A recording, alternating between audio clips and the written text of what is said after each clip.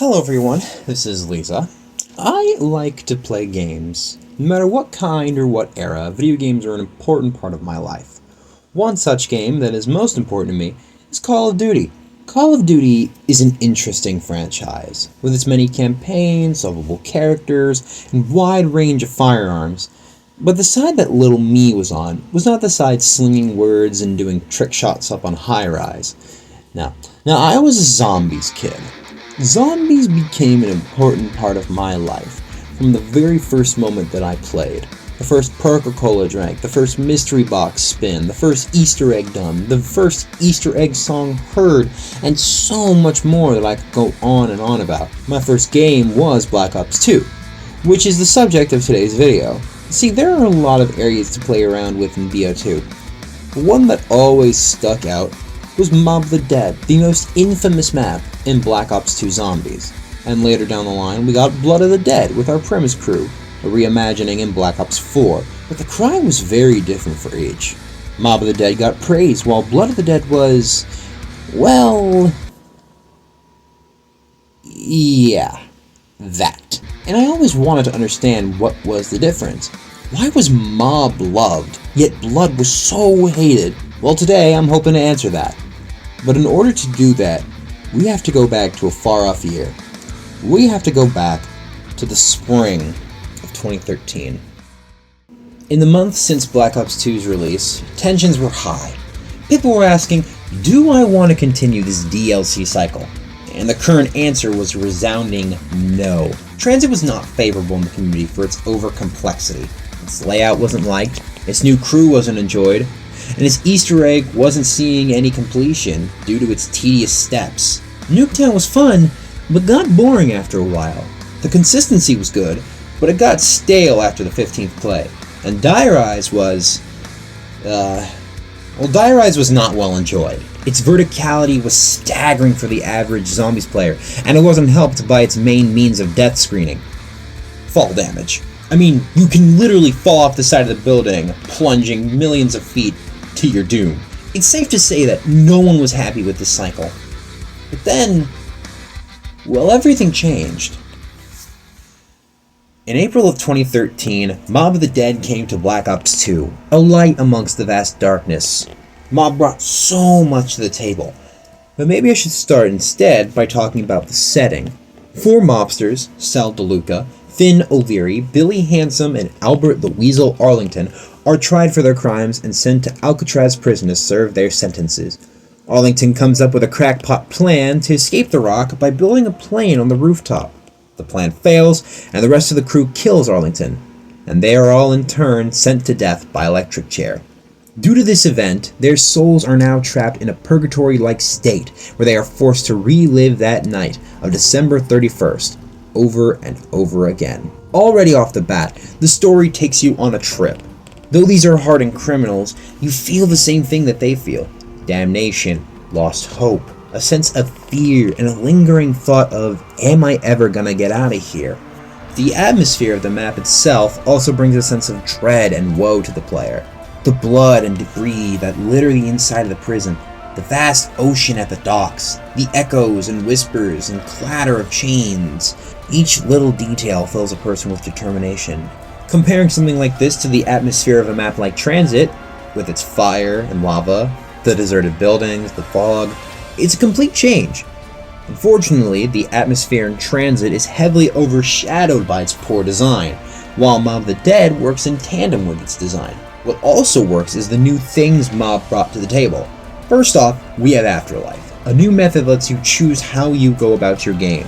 You start the game in Afterlife, and after reviving your own body, you then can get to the action of the game itself. In a map where there is no quick revive, Afterlife takes its role. Every round you gain an Afterlife charge which you can use to turn on power boxes or save it in case you go down. Along with required things to shock, you also have several optional things to shock, such as perks. The Hell's Retriever is also a new item that you can grab. Feeding the 3 dog heads across the map grants you a pretty cool secondary throwable. It can be used to kill a good train of zombies, pull power-ups closer towards you. It can even be used to get a free Blundergat by flinging it at the hidden skulls around the map. Yet another new wonder weapon on this map. And to top it all off, we have a brand new boss zombie, Brutus the Warden.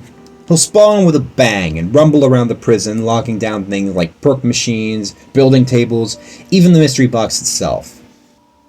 After you've put him down for the time being, it costs 2,000 points to unlock each thing that he has locked up. He provides a good challenge to the map, a worthwhile challenge. All of this culminates to the building of the plane on the rooftop, so that you can fly off and head all the way to... We're going down again! Okay, so that you can crash into the Golden Gate Bridge and get to Pack-a-Punch, a final spot that is perfect for training and just racking up points till you say you're done. You hop into those electric chairs and head right back to the island to do it again. It's consistent, it's straightforward, and the Easter egg is a very simple tool. Fuel and fly the plane 2 more times, find the truth of what happened that night, fly to the Golden Gate Bridge in Afterlife, and then fight amongst yourselves. Oh yeah, the end of the Easter egg is a fight against one of your teammates. See, whoever is playing the Weasel at the end of the Easter egg will have all the zombies and even Brutus not attacking him. If the other 3 manage to kill Weasel, then the cycle continues, and these 4 are once again forced to live through an eternal torment. However, if the 3 go down via any means, then the cycle is broken and their souls are free to roam. Mob of the Dead is a story about loss, betrayal, and hope. The constant back and forth between the desolate prison and the barren bridge, the constant waves of the undead, and the oppression of Brutus all come together to strike fear and despair into the mind and heart. And yes, although these are hardened criminals, they're also just people. People who are trapped in a hell that no one should have to go through. You feel for these characters. You relate. They're not crazy scientists. They're not nut jobs who hear voices. They're not these crazy things that we've seen before. They're just simply people. And that is probably the most harrowing aspect of Mob of the Dead. But what about Blood of the Dead? Well, we have to jump forward this time, but not too far. Black Ops 4 was released to the public in October of 2018, and with no campaign, the usual Call of Duty fans were very confused. However, we're talking about zombies, not multiplayer. However, the cry was sort of the same. A new story, the Chaos storyline, was implemented with Voyage of Despair. 4 new characters, new Easter eggs, new maps, all that jazz. And on release came our new premise story with Blood of the Dead. Everyone anticipated this map, and for good reason. Mob was back, and now with these premise characters that we had grown to love and cherish for a few years now. The hype for Blood of the Dead was huge, and then it released. And people slowly started to turn their noses at Blood. Not a lot of people liked it, and I thought that was crazy at first. I thought that Blood was a phenomenal map, and I still do. However, some flaws do need to be addressed. For starters, and one of the biggest zits on his face, the new areas. You spawn in Richtofen's laboratory, leave, turn on the power, and go up the catwalk. That's it. You don't really come back here, almost at all. Maybe you come here to buy a perk, maybe you feed the dog head in New Industries, come here to get one of the skulls for the Hell's Retriever, maybe you come back here to do part of the Easter egg if you're doing that, but otherwise, you leave, and you never come back. Then you take the catwalk, and the catwalk is easily one of the most annoying parts of this map, to me personally. All throughout, it's constant zombie spawns. You have hands popping out of the wall, grabbing you, and you can only really clear it if you've got a charged specialist weapon, or if your game luck is high, and you got the mystery box in the power room, and you get a good weapon. And it suffers the same issue as most. You cross it, get into the prison, and you never come back. A large chunk of the map is now behind you and is essentially useless. The Warden's house is also a brand new area, and it suffers the exact same thing. You come here for the Easter egg step, you feed the dog's head, come here to get the Hell's Retriever, or you get the free Magmagat, and that's it. Once again, it's innovation for the sake of adding on, to be fresh, to be new. It's very much widely agreed that Treyarch just added these brand new areas to say, hey, look, we can be new, we can be innovative. And in concept, it sounds good. But in practice, in the actual map, it hurts. A spawn area is meant to be a central location. Maybe you go back there a few times per game, especially in casual game. But with Richtofen's laboratory, with the entire first section of the map, you leave and you never go back there otherwise. And the same thing happens with the Warden's house. You go there once, maybe twice, you leave, and you never come back. On top of that, there's plenty of other things that are very bothersome about this map. For example, the Hell's Retriever in Blood is seen as not as good as the original counterpart. The process is the same, but the weapon itself feels lackluster to what potentially could be. Oh, hey, by the way, I'm just cutting in here for a hot second to explain this. Black Ops 4's weapon system works very weird, because in order to grab any special weapon, like monkey bombs that you can get from the mystery box, or the Hell's Retriever, you have to put it in your primary throwable slot, because there isn't a secondary slot where those would normally go. That is replaced by your specialist weapon, which is its own thing entirely, but that's for another video. Okay, so those are kind of annoying, but at least you have Pack-a-Punch, right? Well, you do, but there's one small detail that people sometimes miss out on. And guess what it is? I'll give you 3 seconds, okay? 3, 2, 1, it moves. That's right, a moving Pack-a-Punch, meaning you have to bounce all over the map just to try and find where it is. You know what else that means? They removed the bridge, which is an essential part of Mob. However, here in Blood, it didn't really feel necessary to add. But the Pack-a-Punch, however, is still essential to any map. Brutus also makes a comeback, and he seems to be the one consistent thing in this map, aside from story purposes that you find out through doing the Easter egg. He still does the whole chase you down and lock your things up shindig, but at the same time, he feels as lackluster as the rest of the map. Oh, and I neglected to mention the Easter egg. The Easter egg in and of itself was seemingly the most hardest thing in the entire map to do. It took weeks to solve, when normally it would take around a week or maybe a few days to solve. And once it was figured out how to complete it, no one, not even the big name zombies YouTubers or big figureheads in the community, wanted to give it a shot. Its steps were long and tedious. And yes, the reward was very rewarding, but was it really worth it? Was it really worth it to push ourselves to complete this Easter egg? We're no stranger to Easter eggs, with long steps, with hard steps, but the thing that is different about those is that they have a sense of challenge in the simplicity. Blood of the Dead's Easter egg just feels like a hodgepodge of Easter egg steps mashed into one. The main overarching issue with Blood of the Dead is that it lacks a sense of consistency and suffers heavily from it. And it's reflected in how the community reacted to it. And it's very unfortunate. On and on, people had a lot to say about this map early on, and even still today.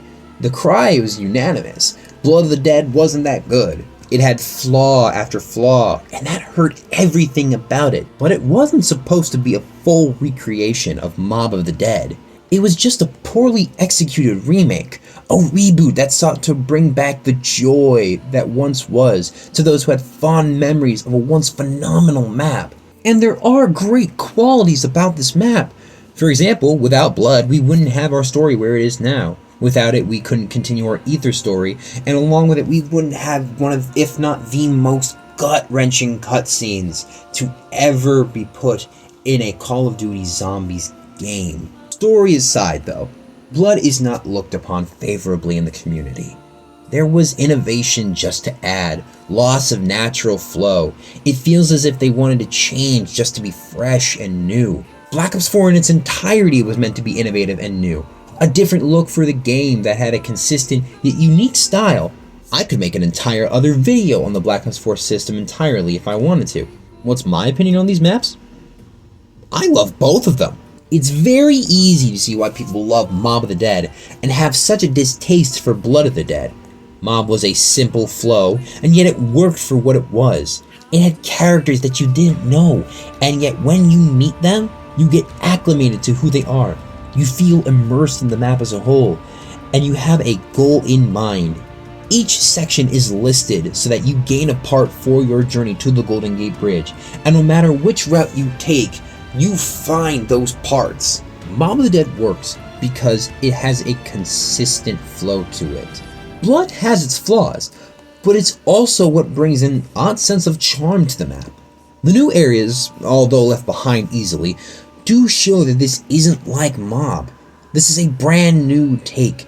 It has its own weird, oddball flow, and yet it does so good in its own right. It's different, and I love that difference. Mob of the Dead was a gemstone in the crown, but Blood of the Dead was a pretty stone hidden in the dirt. And each of them are perfect in their own right. Ashes cleanse the ordinary. Where are we going from here? Do we let go of all we know? Are we all blinded by fear? Where do we go when we let go?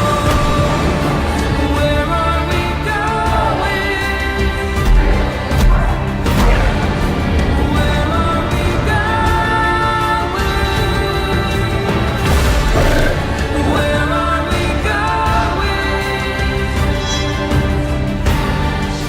Where are we going? Where are we going? Are we all blinded by fear? Where do we go when we let go? I feel unfolding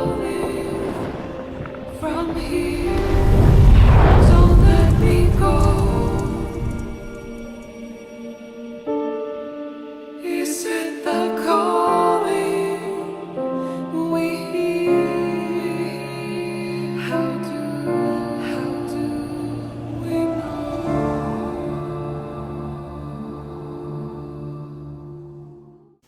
Thank you so much for watching. Let me know what you think in the comments below. I do plan to do a comparison of 5 and Classified, so stick around for that. Let me know what you think about these maps too in the comments. I know a lot of folks dislike Blood and love Mob, and even vice versa, but tell me what you think. Thanks again for watching, and I'll see you again later. Bye-bye.